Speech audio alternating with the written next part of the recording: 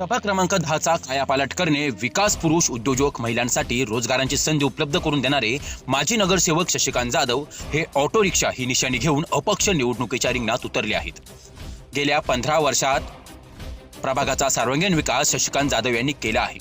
प्रभागातील अनेक रस्त्यांची कामं त्यांनी देखील केली आहे. उद्यानाचा विकास, पिण्याच्या पाण्याचा प्रश्न यासह प्रभागातील हजारो तरुणांचा उद्योजक बनवण्यासाठी शशिकांत जाधव यांनी पुढाकार घेतला आहे. नीलकंठेश्वर नगर, जाधव संकुल, राज्य कर्मचारी वसाहत, माऊली हॉल परिसर या भागात शशिकांत जाधव यांनी सर्वांगीण विकास केला आहे. नीलकंठेश्वर नगर आणि राज्य कर्मचारी वसाहत सुसज्ज गार्डन हे शशिकांत जाधव यांच्या निधीतून झालं आहे. पुन्हा एकदा प्रभाग क्रमांक 10च्या सर्वांगीण विकासासाठी शशिकांत जाधव हे आता अपक्ष उमेदवारी करत आहेत.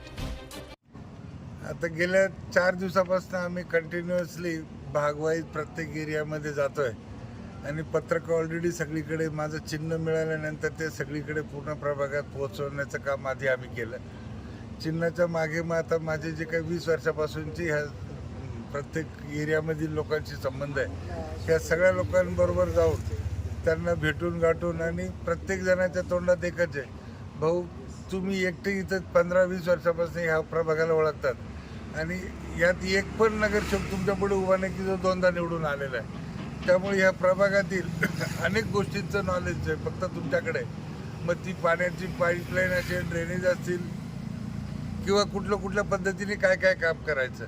तर मला वाटतं की लोकांना एक तरी या ठिकाणी जुना त्या ठिकाणी माणूस लागणार आहे आणि लोक सुज्ञ झालेले आहेत. बरं, छोटा वार्ड नाही आहे, जवळजवळ 42,000 मतदार आहे आणि लोकसंख्या जर सगळी पाहिली तर ती लाखाच्या वर आहे.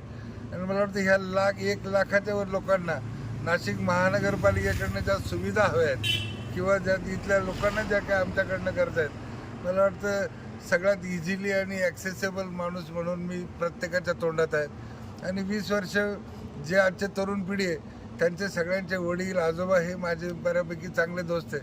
आत्ताच आम्ही आता ह्या सावरकरनगर परिसरात आलो आणि इथं आलो तर निकम साहेबांना लगेच आठवलं की इथं इतकं मोठं झाड होतं आणि ते पाडणं अशक्य होतं, तर निकम साहेब त्याच्यावरती 2 शब्द बोलते. बोला. खूप त्रास होता. घरामध्ये अंधार सुद्धा पडत होता. ते लोक सुखाने आणि आनंदाने सांगतात तू हे काढल्यामुळं शशी भाऊनी आणि तुम्ही प्रयत्न केले आणि खूप चांगल्या पद्धतीने आमच्या घरामध्ये आज उजेड पडलेला आहे म्हणे. आणि कायम इलेक्ट्रिसिटीचा प्रॉब्लेम होता, तो पण सॉल्व्ह झालेला आहे. कायम वायरी टच होऊन, वायरला टच होऊन, फांद्या टच होऊन त्रास होत होता. खूप चांगलं. त्यामुळे एकंदरीत ज्या गल्लीतनं मी जातोय प्रत्येक लोक वेगवेगळा किस्सा सांगतायत, अनुभव सांगतायत.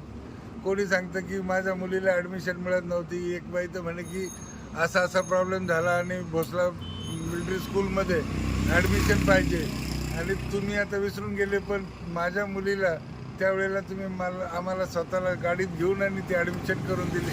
मला वाटतं जे काही गेल्या 20 वर्षात काम केलेलं आहे त्याचा आपल्याला फीडबॅक मिळतो आहे आणि एकंदरीत वातावरण असं आम्हालाही फिरायला आनंद येतो की आपण जे केलेलं आहे त्यामुळे लोक समाधानी आहेत आणि या ठिकाणी नक्कीच विजय होईल असं लोकांची खात्री पटायला लागलेली आहे. मी या ठिकाणी सर्व जनतेचे मनापासून आभार मानतो, कारण केलेले जे काही काम आहे त्याची परत एकदा आठवण करून देणं म्हणजेच कुठेतरी तुमचा जिव्हाळ्याचा संबंध त्या ठिकाणी ओळखायला येतो. तुषार ढेपले, अटल न्यूज, नाशिक.